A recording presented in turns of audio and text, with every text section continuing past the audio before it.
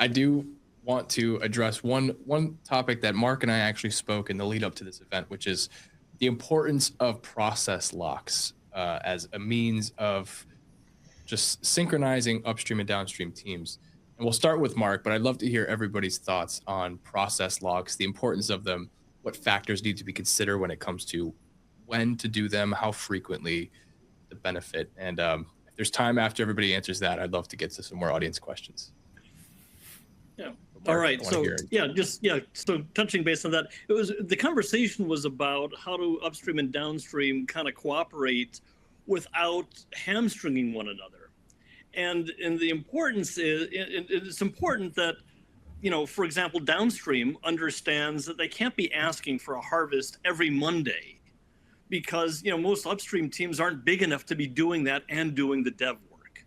At the same time, I think downstream has to understand that sometimes, upstream has to understand that sometimes downstream,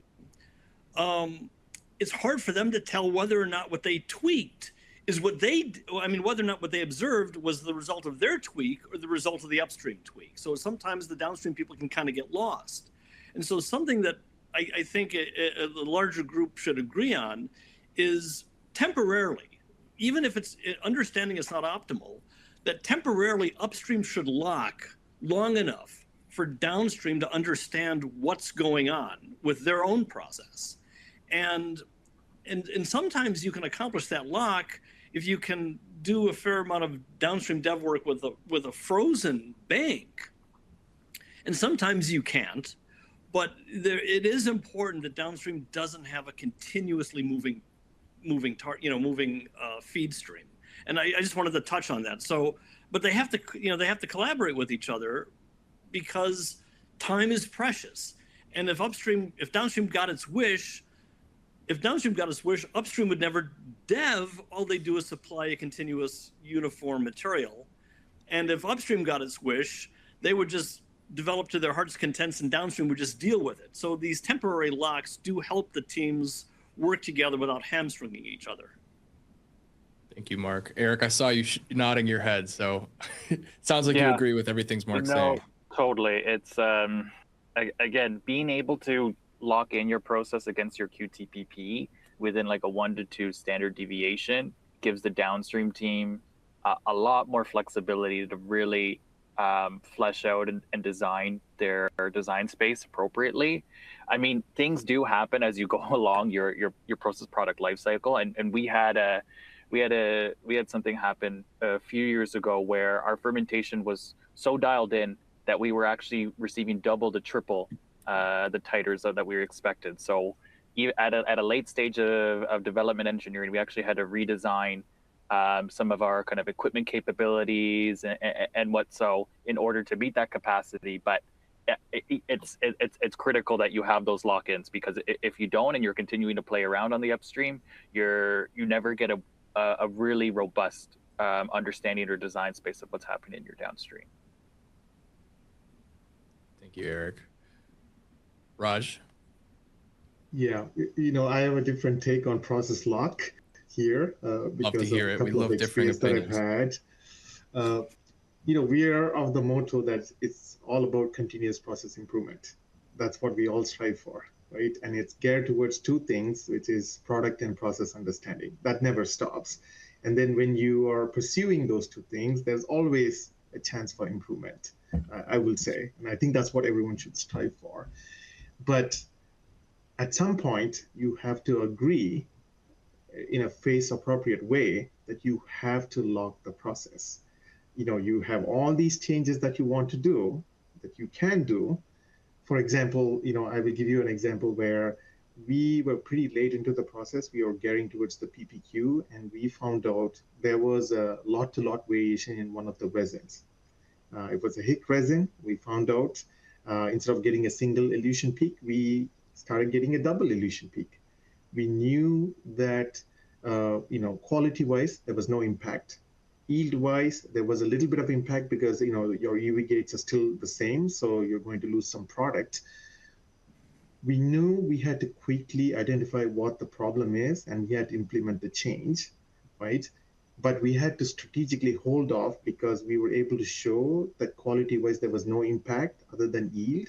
We had to make sure we supply a clinical material for the phase 2 trial, right?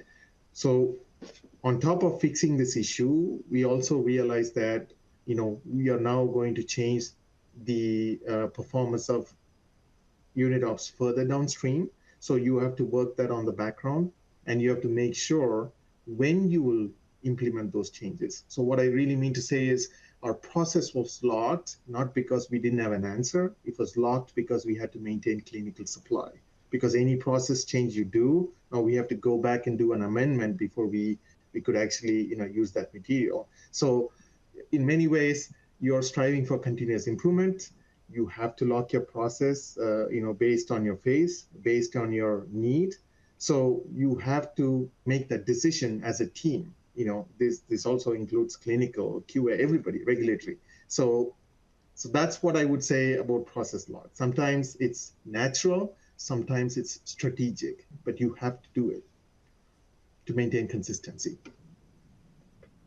Thank you, Raj. I could add to that on the specific process lock in general.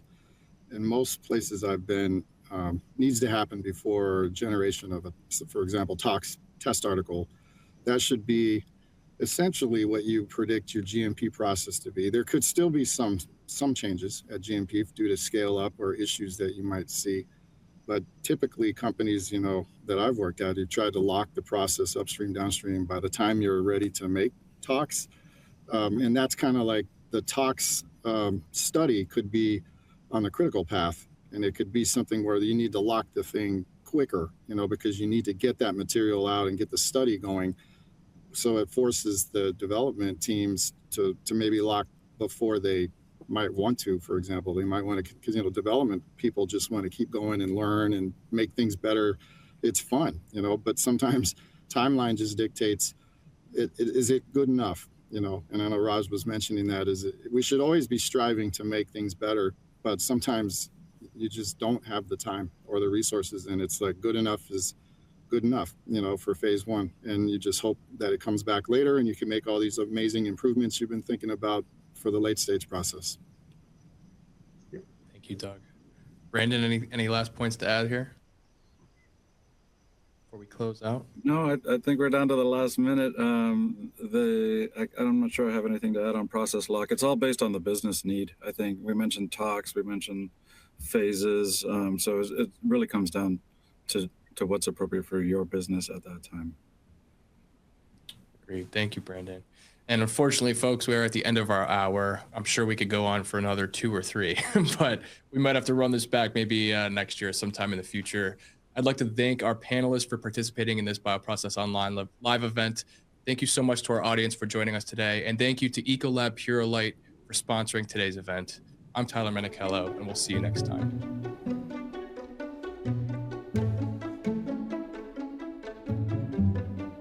Oh, hi. Didn't see you there.